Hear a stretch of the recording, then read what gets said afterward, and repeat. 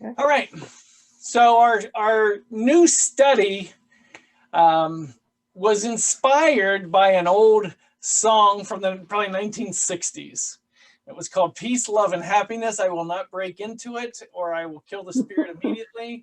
But my thought when I first came to that theme of peace, love, and happiness, this is where my mind went. This is not where we're going as a class at all. But this shows my age and probably my stage as well. So instead, Peace, Love, and Happiness did not remain the title, but we got a little bit deeper into the subject matter. And our real subject matter is peace, love, and joy. While I appreciate happiness, I hope that I would find myself happy. There's a much deeper status in its joy. So our theme is peace, love, and joy sustained. And our first session is a foundation building session for this entire subject. And the session is called The Absence of. Peace, love, and joy. What ties these three words together into one singular category? Obviously, they're descriptors of Jesus Christ's Spirit. They're also some of the primary gifts, maybe even the compliments to Jesus Christ and the gifts that he offers to all of us. Unfortunately, though, there's a negative connotation to peace, love, and joy, and it's this. All three identify what most people are lacking. And this isn't new. You know, I often hear people say, well, today, and then the sentence goes on. This has always been. It's always been this way. Mankind has always battled the deficit of peace within, love within, joy within. It's why they're gifts from Jesus Christ. Too often we fail to give ourselves an opportunity to win. Remember, we're building our foundation for the next couple weeks. Our pursuits venture towards, listen to this, incorrectly targeted goals. Our aspirations don't actually align with what we truly need. And this guides chasing misguided desires. So we put our own target out there. We venture towards what we think we want, what we think will fulfill us. Ultimate result, lose-lose proposition.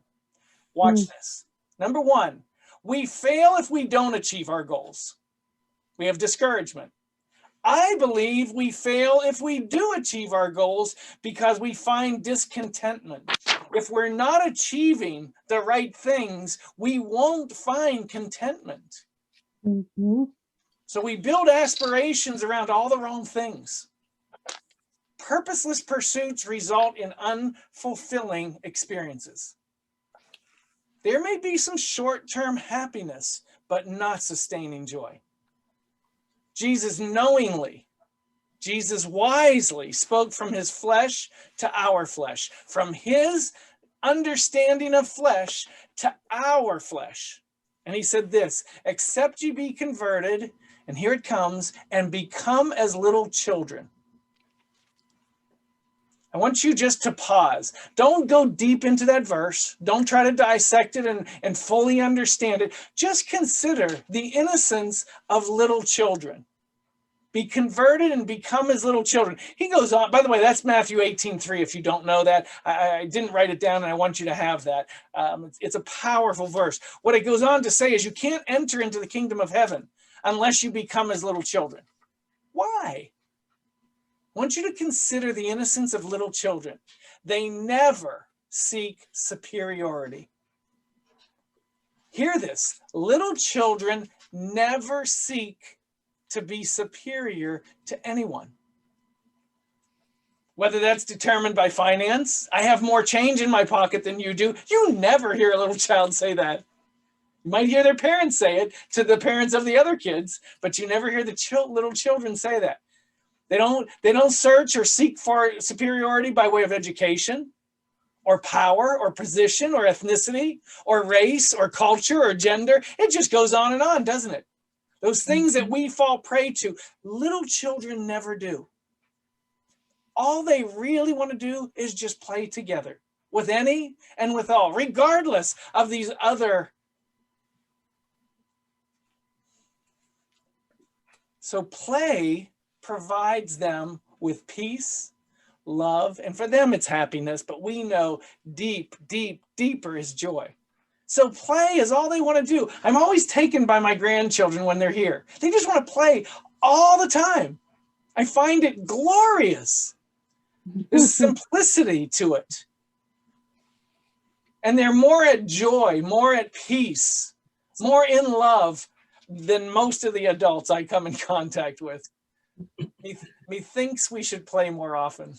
But that's another study for another time. Our failures, remember what we talked about, misguided ventures towards goals. Our failures are often the result of perceived successes. We achieve all we pursued only to discover our mistakes after the fact. And what's sad about those pursuits is sometimes they're at the expense of everything. Friendships, family, health, everything aside, because I'm searching for that goal. I'm striving to get to that goal. The first error in judgment is desiring the wrong things. The second error is achieving them and receiving them. Our rewards are measured by natural desires, not spiritual needs. This leaves the victor stranded in what they believed or preconceived to be the desired lifestyle of success. They're stuck in their success, not necessarily stranded in their failure, but stranded in their success. Think of my children as they were growing up. They would ask me to do something huge, and I would do it, and then very next thing out of their mouth would be, do it again. And that's the strandedness that I speak of. We achieve what we want, and then right behind that is this need to do it again. So we're stuck in a lifestyle that's unfulfilling. And the discovery, it's not anything we thought it was. And so peace, love, and joy are absent. What's absent among the rewards of this life of sacrifice when we're searching for all the wrong things, striving for all the wrong things? The first is peace. Absent of peace. And peace is nothing more than this: freedom from disturbance. I meet some of the most successful people, and they seem disturbed at all times. Distracted. Focused on, for the most part, the wrong things. Peace is tranquility, harmony, contentment. For the love of money, not money, for the love of money is the root of all evil. And so when someone is striving for something that only can be fed by money and more money, discontent. When do you ever get enough? When you're searching for more, when is enough enough? And lastly, peace is a lack of conflict, a lack of war or violence, but stay on conflict instead. And there's nothing more conflicting than to be striving for the wrong things. Whether you get them or not, the confliction stays. What's absent among the rewards of a life of this type of sacrifice? Love. I mean that literally. I've met more successful people who have struggled in their relationships, whether straight across, meaning a significant other in their life, or children or parents. It seems so often the sacrifices are all these loved ones who are no longer loved ones. Absence is love, and love is this: an intense feeling of deep affection. To enjoy someone or something very much, drawn together by kinship, personal ties, admiration, benevolence, common interest. What else is absent? Well, no surprise, joy. There may be moments of wild happiness, often induced by helpers, some type of ingestion that helps them find that joy. I remember I went to my first conference and I was shocked by the people that I worked with and the people who were in the same type of business. And someone said to me when they said, well, you don't do any of this stuff, do you? No, I'm not a part of that. And the person said to me, well, we work hard and we play hard.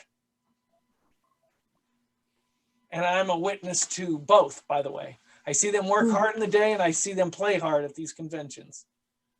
What I don't see is a deep joy in their hearts. Extreme pleasure, great happiness, emotion evoked by well-being. Well-being. We could spend 6 weeks, 7 weeks, 8 weeks on that phrase alone. Well-being, healthiness, good fortune, expressing goodness, God's goodness directly, and expressing gaiety and bliss. And lastly, joy is the source of delight. How many people do you know? Just ask yourself this question.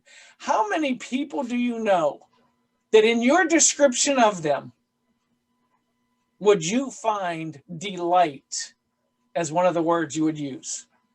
And I don't want you to go to your church service. I want you to go to your neighborhood or to your workplace. We're talking about everybody on this earth. I want you to think about how many people do you know who truly experience delight? Such an enticing word, such a beautiful phrase, delight. The Word of God says often they were a delightsome people. So those big three that we're going to study for the next couple weeks seem to be absent among the rewards of a life of sacrifice, because they're not our goals. And when I say our, I mean all of mankind. They're not the goals of most people. What do you want to be when you grow up? I want to be peaceful. I want to be loving. I want to be joy-filled. Who says that? Peace, tranquility, harmony, contentment, without conflict, deep affection, admiration, benevolence, happiness, pleasure, gaiety, bliss, delight. This is what we want to possess. That doesn't mean visit. That means dwell. We don't visit joy. We dwell in joy. So when natural wants are selected instead of spiritual needs, the results are void of any sustainable satisfaction. You may find something satisfying. I had to get this done at work and you got it done, and that individual may feel satisfied in that moment, but it doesn't sustain. Like the children say, do it again. And the satisfaction is gone in the moment. You just saw a special on a man named Bill Belichick. I don't know if you all know him or not, but he's a very, very successful football coach for the New England Patriots. And at the Super Bowl, one of the Super Bowls that he won, they were interviewing him while he was on the podium with a trophy right beside him. They said, what is your focus right now? He said, well, we got to get back in the gym tomorrow. We got to get back in the locker room tomorrow and begin studying. Satisfaction has no sustaining power. That victory is in his rearview mirror. He's already looking forward.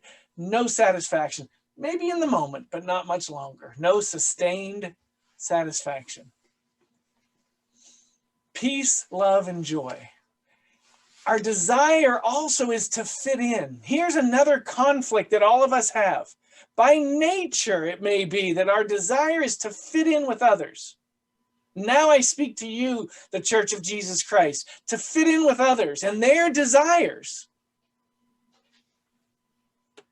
Despite their deep lacking in all these things that we've already talked about, we want to join in with them, be like them. Remember when my son was a young boy, Justin Bieber had that floppy hair. All of a sudden, Kylie had that floppy hair. And all his friends had that Justin Bieber floppy hair. And I look at Kylie and I judge him, and I remember back when I had Davy Jones' haircut from the Monkees, or the Beatles' haircut from Paul McCartney. So we all do it. Fit in. We want to fit in, be a part of. But I want you to consider the rest of that sentence. Be a part of those who are lacking peace, love, and joy. Really, do we want to fit in? We desire belonging more than we may consider to whom we belong. Just to be a part. Everyone at work is doing this. Everyone at school is doing this. Everyone in the neighborhood is doing this. We all can get caught up in that. And the internal individual confliction is palpable to all of us. We want to belong, which means be like them, be alike. But we also then seek individualism, desiring to stand out. Remember, I had some young people and they made fun of me at the time. I had a suit and a tie on for work. I was coming home and they said, "Look at you in your uniform." And without harshness, I turned to them, and it wasn't hard at all. I said, "Well, look at you in your uniform." "What do you mean? We're in blue jeans and t-shirts." I said, "How are your friends dressed today?" "Oh, blue jeans and t-shirts." We all fit in, don't we? And yet, we get our blue jeans and maybe we have them a little longer than everyone else. That's my individualism while I'm fitting in. So we're conflicted inside. The question is, are these innate emotions or are they learned? So let's do belongingness first, fitting in. Belongingness is a human emotion or a need to be accepted. Everybody is subject to this. We might find it in our family, with our friends, our associates, our workplace, our even churches, our religions. We just want to be a part, to belong to something. We have an inherent desire to belong to something, be a part of something greater than ourselves. I don't want to just exist by myself in my home. I want to be a part of something bigger, need to belong, giving our attention to others and them receiving our attention. Back and forth. That's what belonging is. It's a strong feeling that exists in human nature. It's in us. It is identified as an innate need. It's influenced by many factors.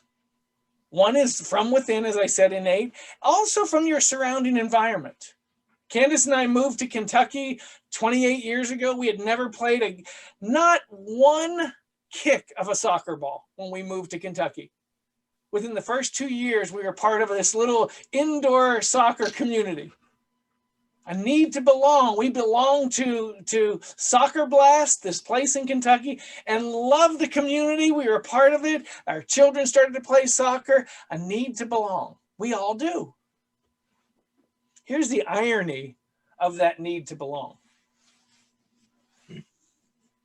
I didn't find a picture of Justin Bieber. It would be up there as well, and all the boys who look just like him. But you can see, a need to belong is the way we dress, the way we carry ourselves, things we do. But here's the irony. The irony of our need or desire to fit in is that we're called to be different from, quote unquote, the world. So when we align with everyone, we become, listen to this, we become unremarkable to others because we fit in. We become unrecognizable to God. He can't find us because we look just like everyone else. We act just like everyone else. And we become unusable to stand as his ambassadors.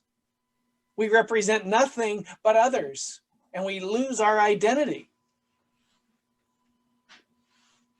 And then if we're becoming like them and we've identified, quote unquote, them as lacking in these big three, peace, love, and joy, then maybe the result is we begin to lack in those things as well.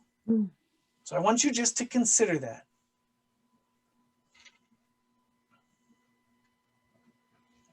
Sense of self. Remember what the other side of this is, the individual. Sense of self is an essential ingredient to human success. The desire for status or superiority, individualism, standing out, is viewed as a fundamental human motive. Listen to these results. I did a deep dive into individualism. In multiple surveys, And I mean, I counted probably hundreds. I didn't read through all the surveys, but hundreds in my study. Multiple surveys and experiments, majorities of people, the majority of the people polled, expressed that they felt better when they achieved a high status. It was the smaller number that desired to have all people equal in their status. People want to feel better than other people.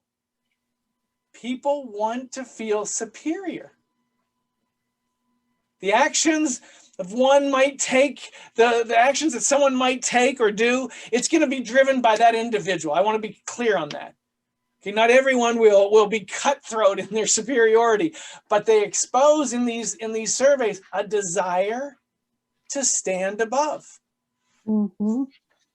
Now, as a disclaimer, I feel like I'm on one of the TV shows where they have earpieces and they say the attorneys for the. So anyway, I want to tell you this: 100% of the surveys I read today were done either in the United States or in another capitalistic type of country, not in areas that are probably different approach to life. And so it's still inconclusive whether the behavior is innate.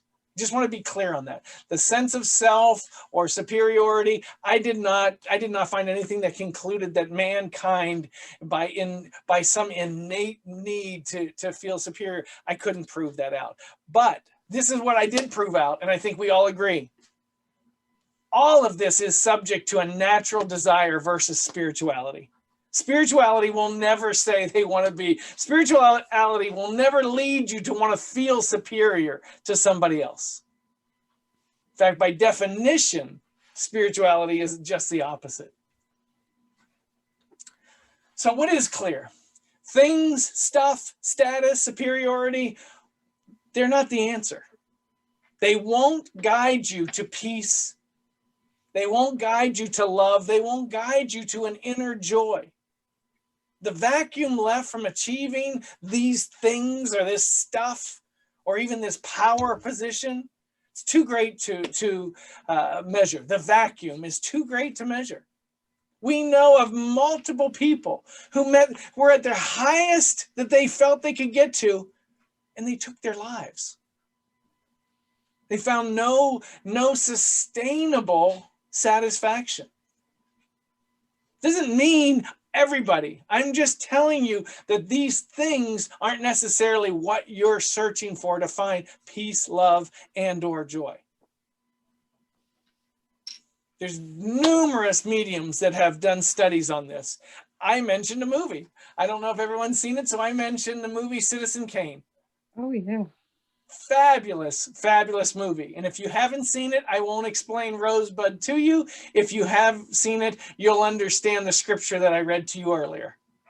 Must be converted and become as little children. It was powerful in the identification of when and only when this highly, highly successful individual possessed any kind of joy at all. He didn't find it in his success. If the measurement is peace, love, and joy, and the result of misguided searches for all the wrong reasons is actually what the subject is tonight, the absence of these three, then we know for certain what we are not primarily pursuing. This study, the weeks to come, will represent our quest, each of your quests. And you'll identify, I need more peace than I have, or I need more love in my life. I need more love in my heart, or I need more joy. I don't know what you feel you need more of. This study will represent all three. And you can align your quest for either all or whichever as we go forward. But consider this. These are the three most critical offerings by Jesus Christ to complement his salvation package. And all three are available to us. All three are appreciated by us. All three are yearned for by us. Because everywhere we look, we find the absence of.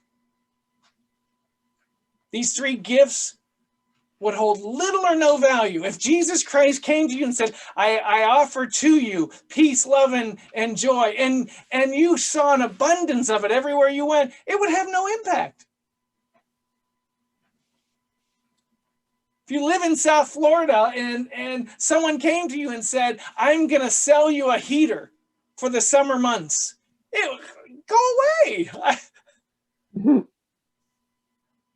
These three gifts are so precious because of their scarcity. They aren't readily available, and so they are extremely valuable.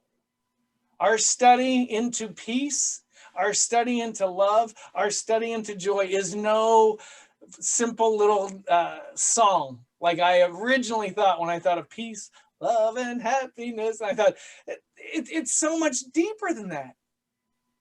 It's so lacking in most settings that you walk into. It's why when you go to church and the doors are closed and the singing begins, you feel experiences that you don't normally feel anywhere else. How do we sustain? Here's this week's homework assignment for you. Here's what I want you to do. Answer 3 simple questions. What makes you or helps you feel and or experience peace? Number 2, answer this question. What makes you or helps you feel or experience love? Number 3 is no surprise if you know the subject matter. What makes you or helps you feel or experience joy? Where we're going with this class is to help you in your ambassadorship for Jesus Christ. If he represented peace, if he represented joy, if he represented love, and we know he did, in his absence, you must possess and represent all 3 of those. So that's where we're going to go with our study over the next couple of weeks. All right, I'm going to stop sharing so that we can open our mics and our screens and talk to one another.